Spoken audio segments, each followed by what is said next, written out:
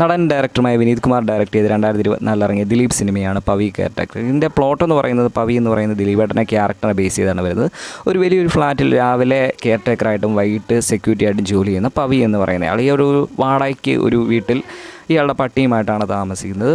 വല്ലപ്പോഴും ഒക്കെ വന്നു പോകുന്ന, റെസ്റ്റ് എടുക്കാൻ വേണ്ടിയിട്ട് മാത്രം ആ വാടക വീട്ടിൽ വന്നു പോകുന്ന ഒരു ക്യാരക്ടർ. അതുപോലെ തന്നെ ആ വീട്ടിലേക്ക് ഒരു വാടകയ്ക്ക് വേറൊരാൾ വരുന്നതും അതിനെയൊക്കെ ബേസ് ചെയ്ത് പോകുന്ന കൺസെപ്റ്റാണ്.